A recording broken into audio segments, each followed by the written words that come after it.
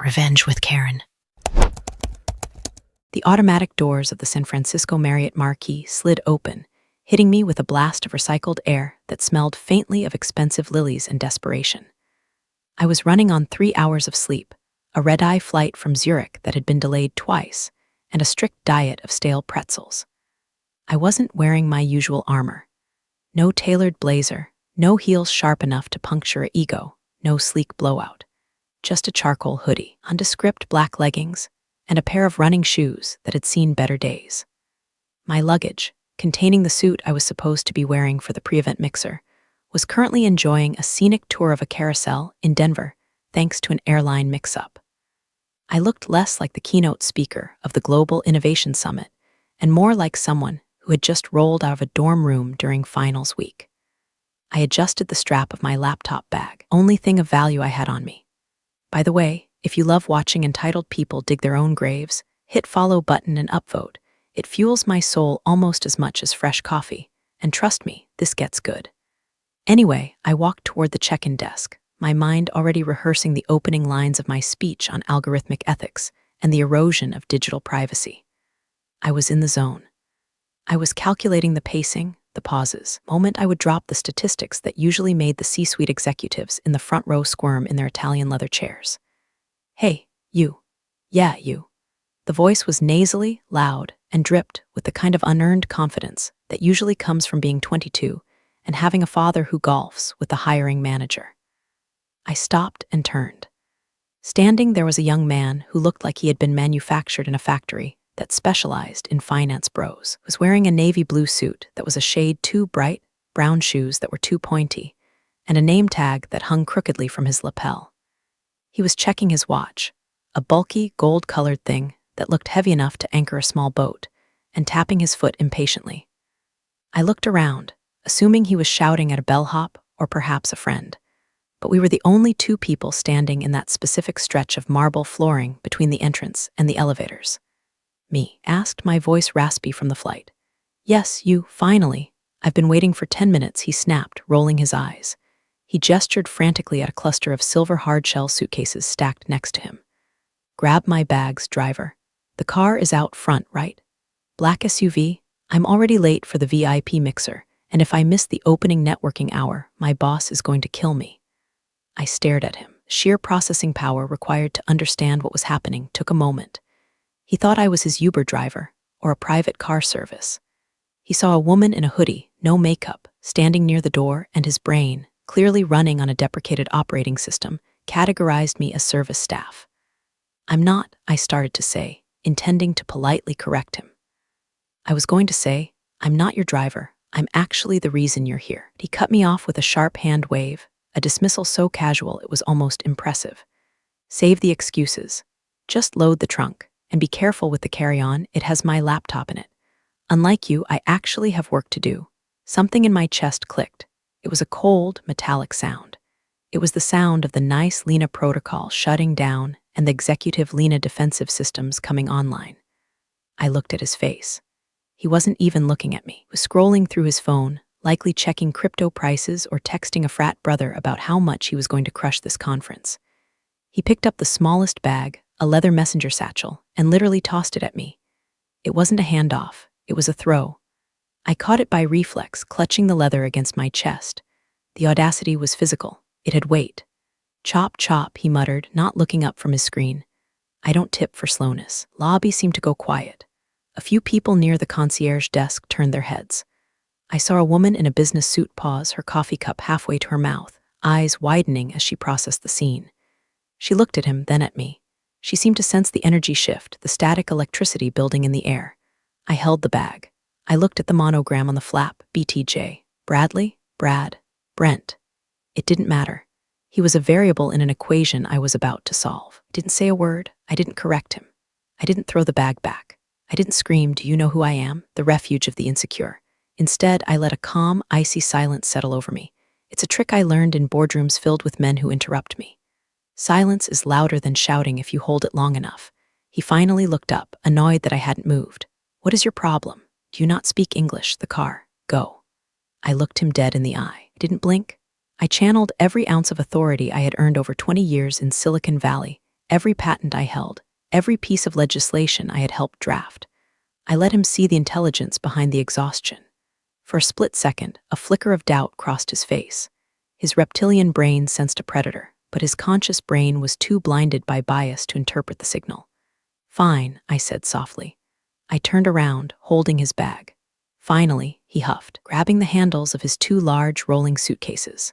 "Lead the way."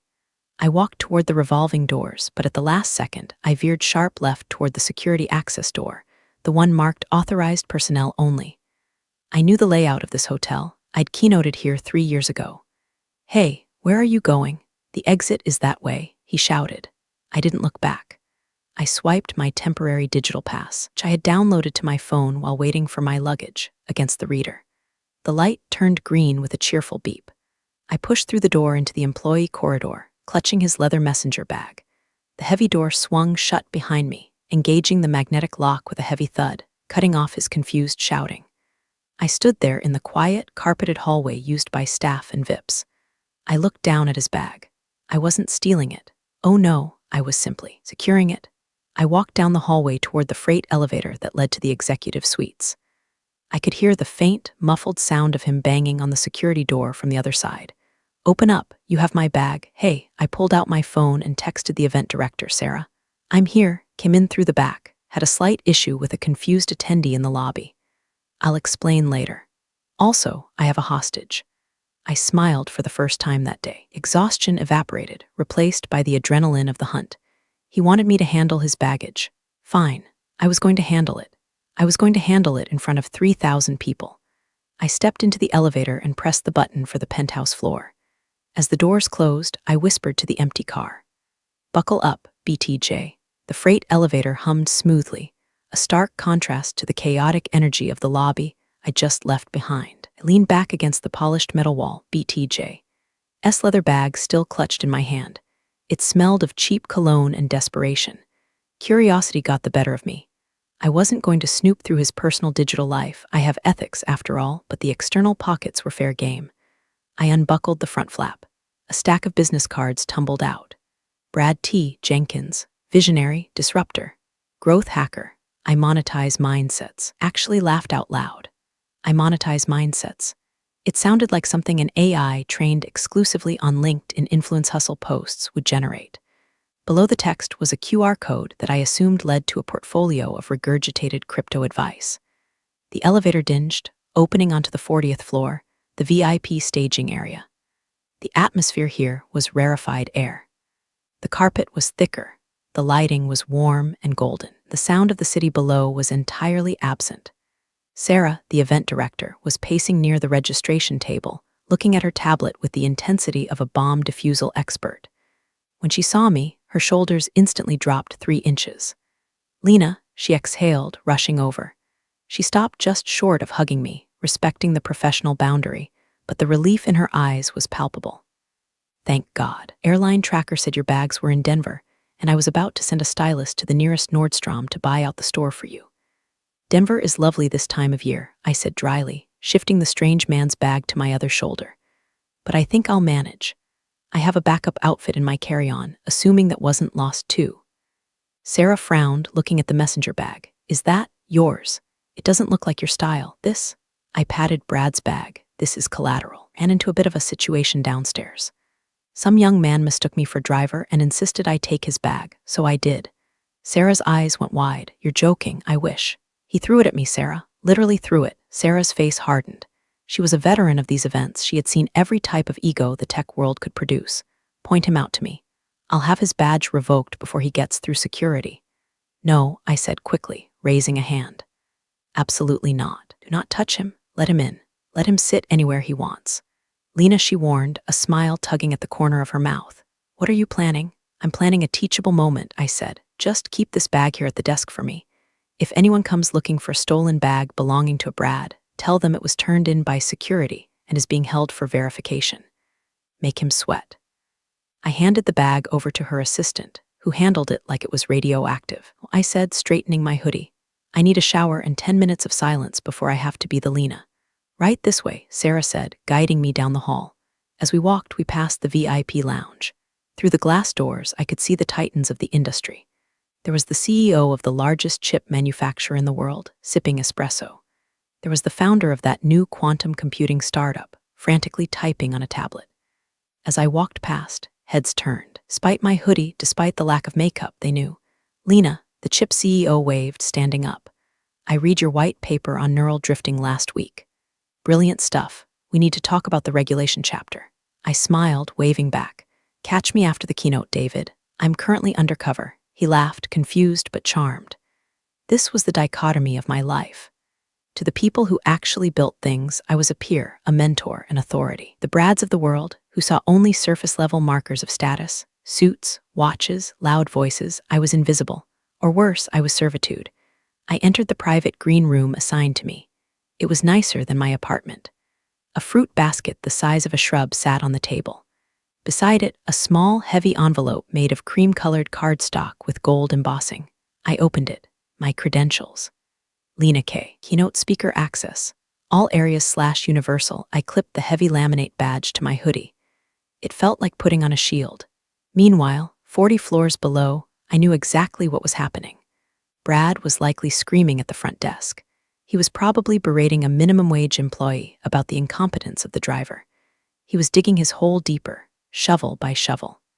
I took a shower in the private in suit, washing off the airplane grime. I changed into the backup outfit I'd packed in my backpack, a simple, severe black turtleneck and wide-leg trousers.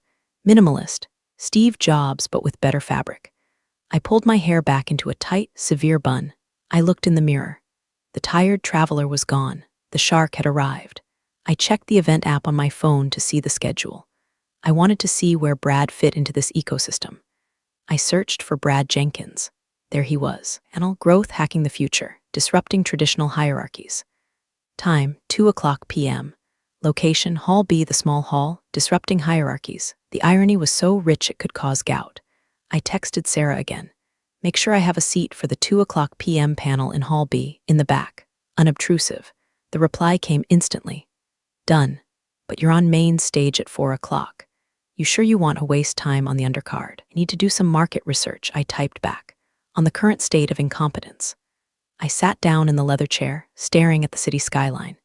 I had 2 hours before I had to be anywhere. 2 hours to let Brad simmer in the juices of his own panic. 2 hours to prepare the verbal scalpel I was going to use to dissect him. I closed my eyes and breathed. The game had just begun. I didn't stay in the green room. I'm restless before a speech. Need to feel the pulse of the room, hear the hum of the crowd. So, I took my credentials, tucked discreetly inside my blazer pocket so the keynote ribbon wasn't immediately visible, and headed up to the mezzanine level. The mezzanine was a semi-private balcony overlooking the main convention floor.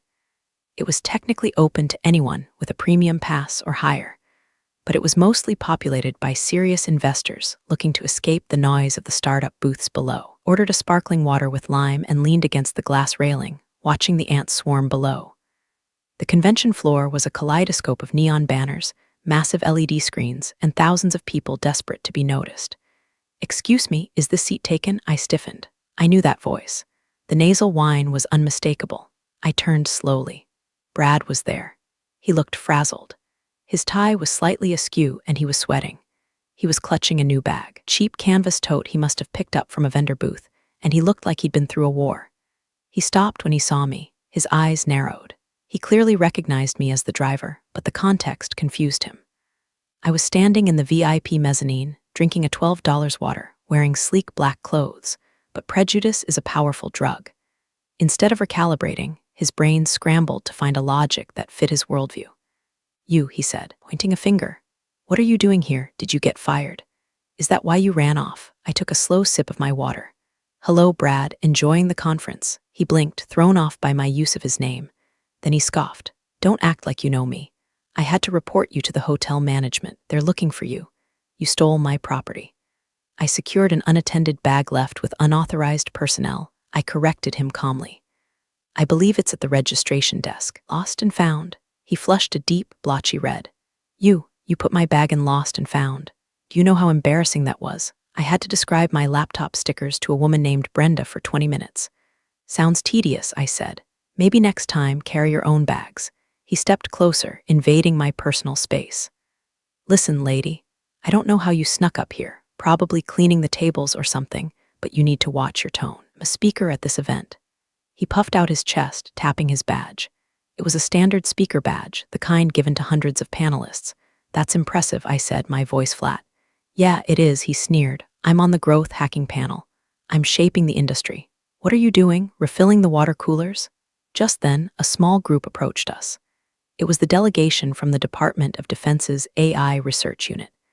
General Morris, man I've worked with on several classified ethics boards, was leading them. He was a man who commanded rooms simply by walking into them. Lena, General Morris boomed, ignoring Brad completely. He extended a hand. I was hoping we'd run into you before the keynote. We have some questions about that paper you published on autonomous decision variances. The Pentagon is concerned. I shook his hand firmly. General, good to see you. Variances are only a risk if the oversight parameters are ignored, which, knowing your contractors, is a valid concern. The general laughed, a deep, gravelly sound. That's why we need you, Lena, always the sharpest knife in the drawer. Brad was standing there, his mouth slightly open. He looked from the general in full uniform to me and back to the general. I'm sorry, Brad interrupted, desperate to regain control of the narrative. General, you know this, woman. General Morris turned to look at Brad. His expression shifted from warm respect to the kind of look one gives a cockroach on a restaurant floor. This woman, the general repeated, his voice dropping an octave. This is Dr. Lena Korhonen. She's the reason half the systems in this building are secure. Who are you? Brad paled. I'm Brad. I'm a speaker. Growth hacking. The general turned back to me, dismissing Brad entirely. Anyway, Lena, are you free for dinner later? Love to pick your brain. I'll check my schedule, General, I said, keeping my eyes on Brad. Brad's brain was misfiring. I could see it. He couldn't reconcile Uber driver with Pentagon consultant, so he chose denial. She's probably his assistant, Brad muttered under his breath, barely audible as he backed away. Yeah, consultant. Right. Probably just takes notes. He turned and hurried away toward the bar, clearly needing a drink to wash down the cognitive dissonance. I watched him go. Friend of yours? The general asked, raising an eyebrow. A case study, I replied. I'm collecting data on the density of the human ego. Sounds dangerous, the general chuckled. Oh, it is, I said, swirling the ice in my glass. For him? I checked my watch. 1:45 p.m. Excuse me, General. I have a panel to attend. Here there's some cutting-edge thought leadership on growth hacking that I simply cannot miss. I walked toward the elevators. The trap was set. Now, I just had to watch him walk into it. Hall B was a windowless cavern that smelled of stale coffee and aggressive air conditioning. It was set up for about 200 people, but only about 40 chairs were occupied. Most of the audience seemed to be other interns, a few confused stragglers, people charging their phones near the wall outlets. I slipped into the very last row, pulling my blazer tight around me. I kept my head down, ostensibly checking my phone, but my ears were tuned to the stage. Brad was sitting on a high stool in the center of the stage, flanked by two other young men who looked like clones of him, just with different vest colors. The moderator, a tired-looking woman from a tech blog, asked a question about sustainable growth. Brad grabbed the microphone as if it were a baton in a relay race he was winning. Great question, he boomed, his voice echoing too loudly in the half-empty room. But I think sustainable is a trap.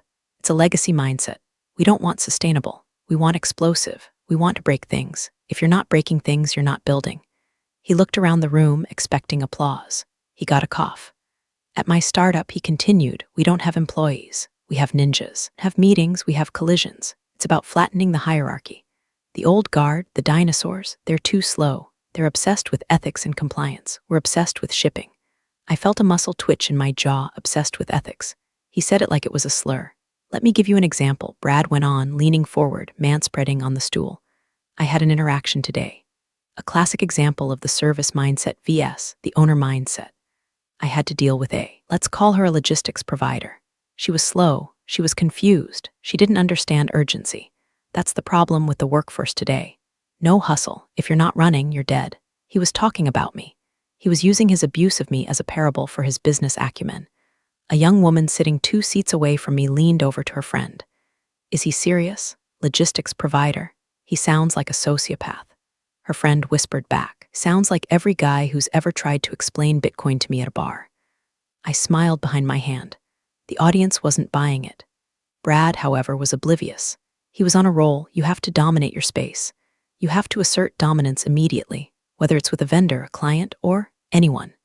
Alpha energy isn't toxic, it's efficient. I took out my notepad, an actual paper notepad, and wrote down, Alpha energy isn't toxic, it's efficient. Brad Jenkins, 2:15 p.m. I was going to use that. Oh, I was definitely going to use that. The moderator tried to pivot to the other panelists, but Brad kept interrupting. He interrupted the woman on his left. He interrupted the moderator. He was a black hole of attention, sucking all the oxygen out of the room. Actually, let me jump in there, Brad said, cutting off a thoughtful point about user privacy. Privacy is dead. Get over it. It is the new oil. You don't ask the oil for permission to drill it. You just drill. A collective groan rippled through the room. The woman next to me shifted. She glanced at me, then did a double take. She looked at my profile, then down at the phone in her lap. I saw her screen. She had the conference website open. My face was on the banner. She looked back at me, her eyes widening to the size of saucers. Wait, she whispered, her voice trembling slightly. Are you? I turned to her and put a single finger to my lips. SHHH. She gasped, covering her mouth with her hand. She nudged her friend violently. It's her, she hissed. It's Lena Korhonen. She's sitting right there. The friend looked. No way, why would she be at this panel? She's watching him, the first woman whispered. Oh my God, look at her face. He's dead. He's so dead. The whisper spread. It moved like a wave through the back rows. Lena Korhonen is here. She's in the back. She's watching Brad. Heads started to turn. People stopped looking at the stage and started looking at me. Phones were raised, cameras pointed surreptitiously in my direction. Brad, up on stage, noticed the shift in attention. He thought they were finally captivated by his brilliance. He stood up and walked to the edge of the stage. See, you're feeling it, he said, spreading his arms. That's the energy I'm talking about, disruption. He had no idea. He was preening for an audience that was currently watching the executioner sharpen her axe. I stood up quietly. I had enough material. The alpha energy quote was the nail in the coffin. I nodded to the two women next to me. They looked at me with a mix of awe and terror. Enjoy the rest of the show, I whispered. I walked out of the hall. The air in the corridor felt cleaner. I checked the time. 3:00 p.m., 1 hour until showtime. Brad's panel ended in 10 minutes. Would be heading to the main hall soon, expecting to watch the keynote. He probably thought he could network his way into the VIP section. I headed back to the green room to put on my microphone. It was time to switch from observation to action. The main hall was a beast. It seated 3,000 people, and it was standing room only. The lights were dimmed to a deep, cinematic blue, pulsing gently to the beat of low-frequency ambient bass. Felt less like a conference, and more like a massive concert for people who code in Python. I stood in the wings, stage left. The stage manager, a guy named Mike with a headset and a clipboard, was counting down. 2 minutes, Lena. You look great. Killer suit. Thanks, Mike. I peeked through the curtain. The front row was reserved for diamond tier attendees and speakers, and there he was. Brad had somehow weaseled his way into a seat in the second row, right near the center aisle. He was beaming. He was chatting up the person next to him, who looked like a senior engineer from Google, probably trying to pitch his mindset monetization strategy. He looked relaxed. He looked like a man who had gotten away with it. He had his phone out, ready to record the keynote, likely to post it later with a caption about how inspired he was. The announcer's voice boomed through the massive speaker array, shaking the floorboards. Ladies and gentlemen, please welcome our keynote speaker. She is a Turing Award nominee, the architect of the sentience protocols, and the CEO of Ethelgard Systems. Please welcome Dr. Lena Korhonen. The applause was thunderous. It washed over me like a physical wave. I took a deep breath. I walked out.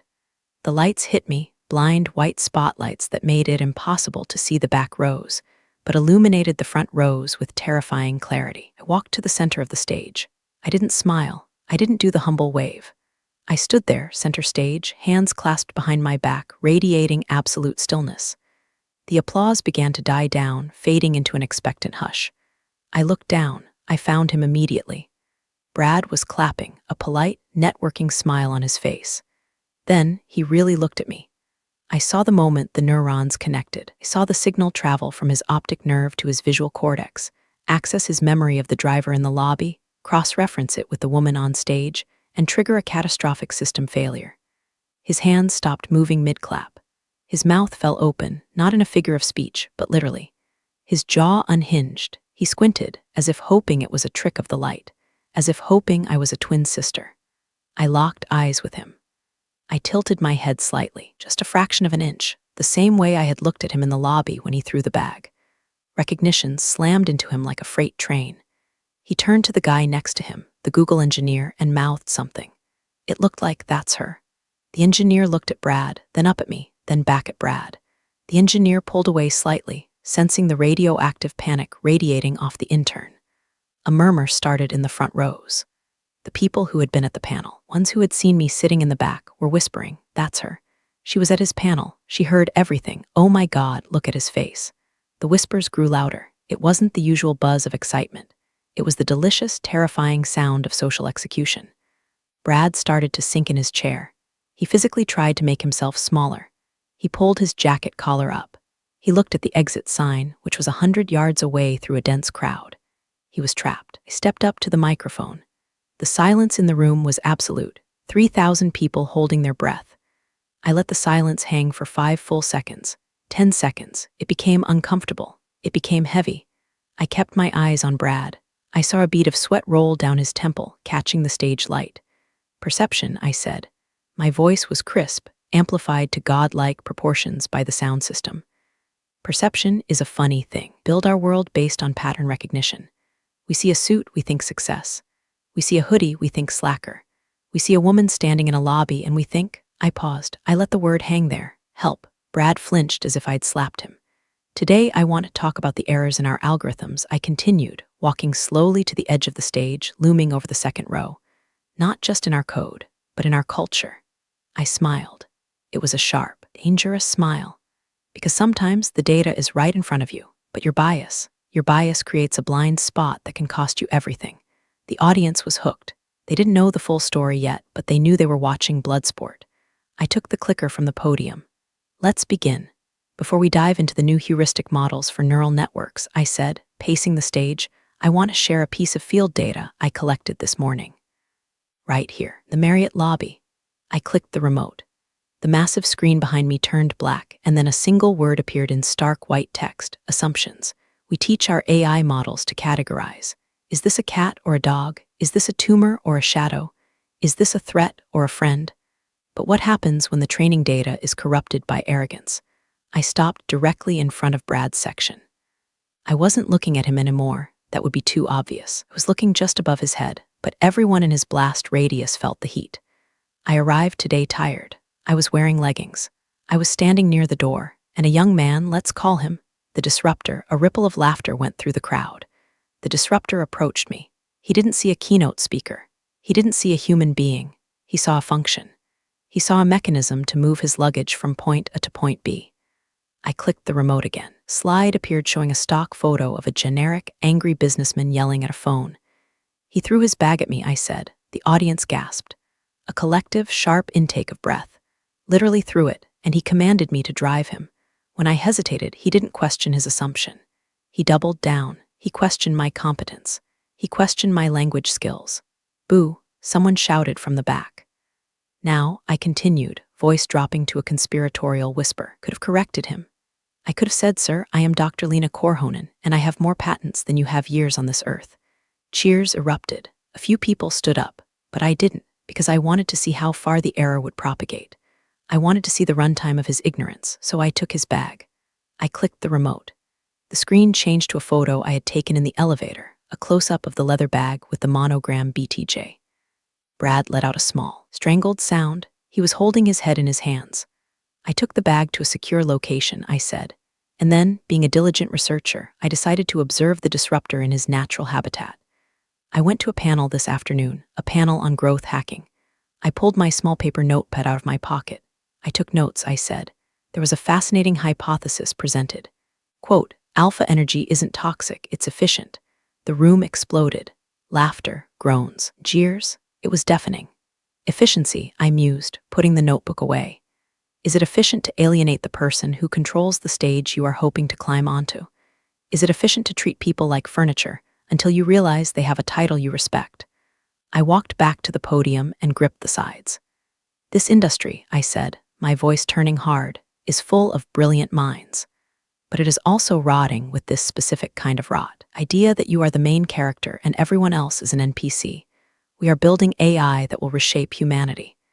If the people building it cannot distinguish between a person and a servant, we are doomed. I looked down at Brad. He was staring at his knees, shaking.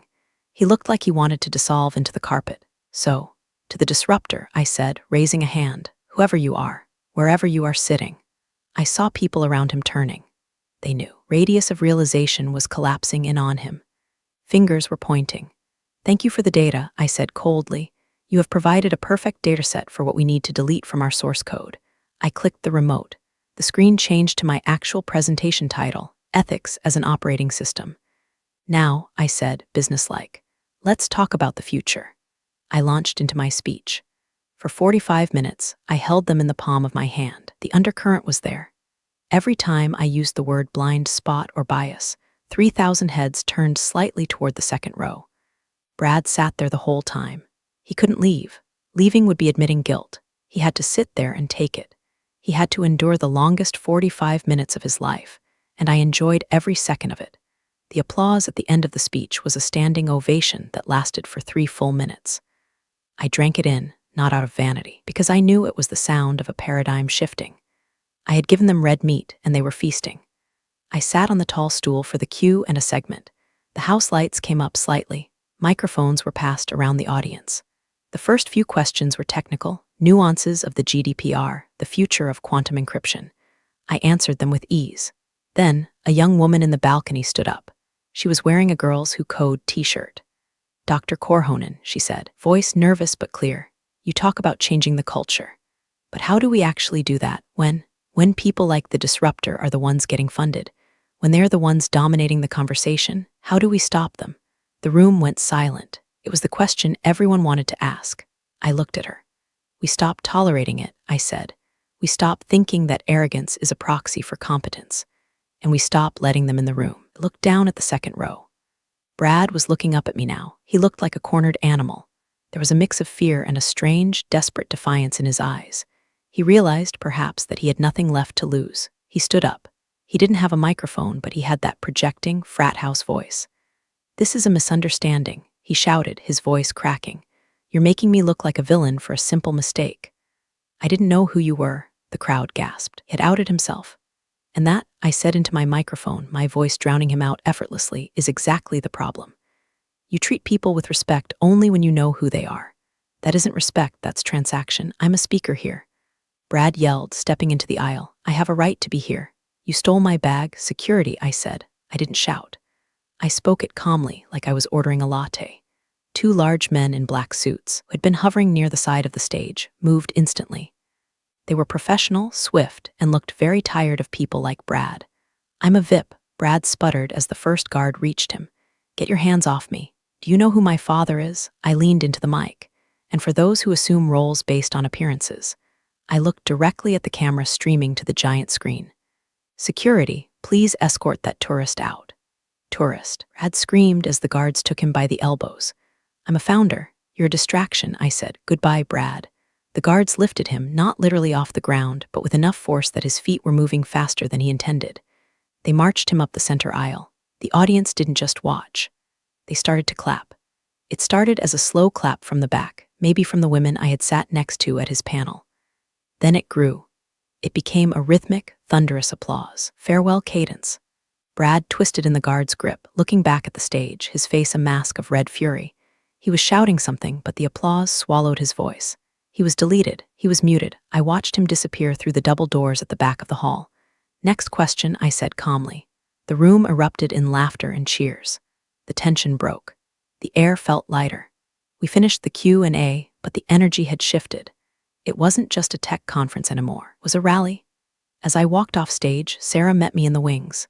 She was grinning so hard I thought her face might crack. Please escort that tourist out, she quoted. Lena, that is going on a t-shirt. I'm printing them right now. Make sure I get a percentage, I said, unpinning my mic. I have a feeling his bag is still at the front desk. It is, Sarah said. He can pick it up on his way to the airport. I revoked his credentials while you were speaking. I nodded. Good. Now, me a drink? A real one. No more sparkling water. Tequila? The whole bottle. By the time I made it back to my hotel suite an hour later, the internet had done what the internet does best. It had weaponized the footage. I kicked off my heels and collapsed onto the sofa, pulling out my phone. My notifications were a solid blur of scrolling text. Twitter or X, whatever was melting down.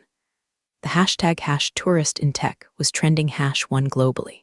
#Lena said it was #3.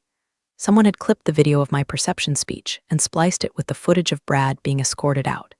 It had 4 million views in 2 hours. The memes were instant and brutal. Image, a cat knocking a glass off a table. Caption, alpha energy. Image, Brad's face zoomed in when he realized it was me. Caption, when the NPC is actually the final boss. Image, me drinking water. Caption, sipping on male tears. I scrolled through the comments. I was there. The sound of his soul leaving his body was audible. This needs to be shown in every HR orientation forever. Grab my bags, driver, RIP to this man's career. And his career was, indeed, rapidly decomposing. LinkedIn, usually a bastion of toxic positivity, had turned on him.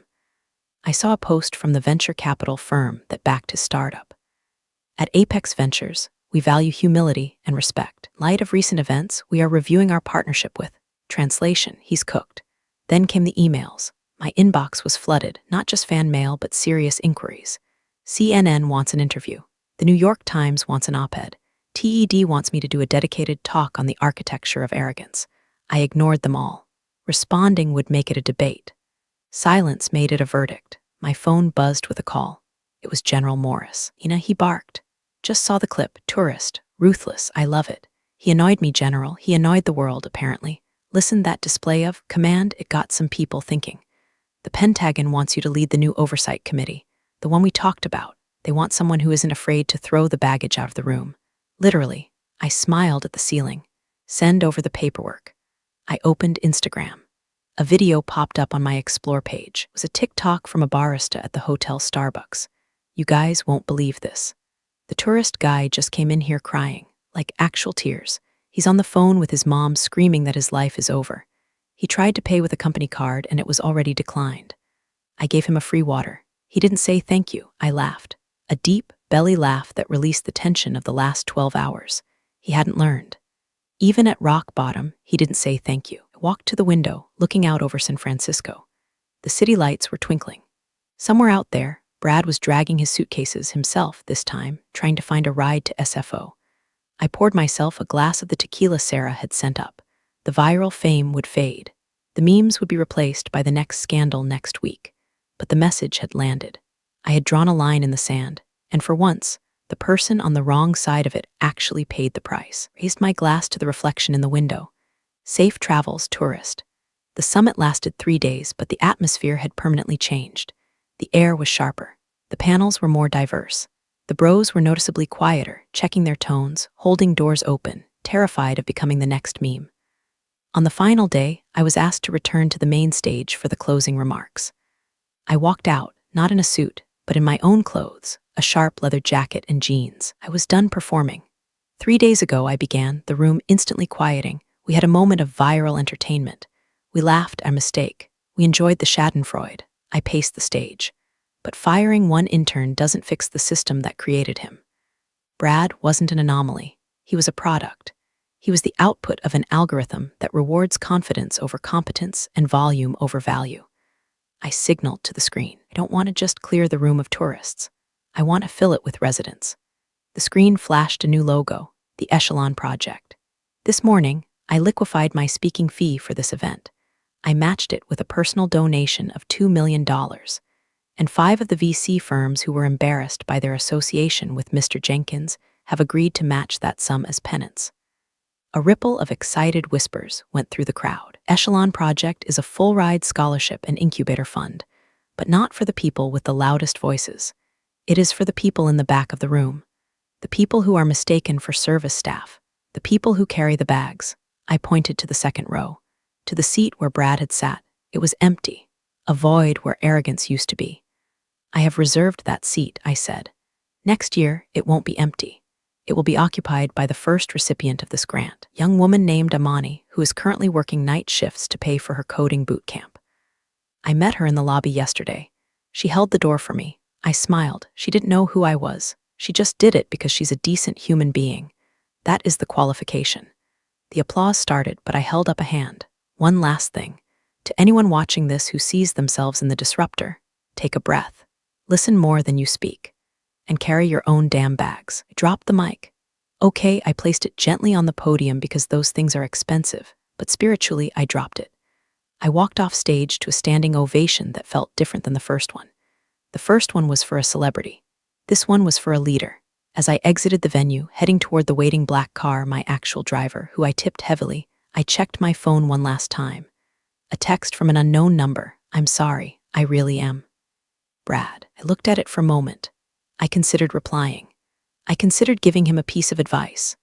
Then I pressed block number. I tossed my phone into my bag which I carried myself, and got into the car. Where to, Dr. Korhonen? The driver asked. The airport, I said. And then, the future. The car pulled away, leaving the hotel, the summit, and the ghost of Brad Jenkins in the rearview mirror. We were all healed.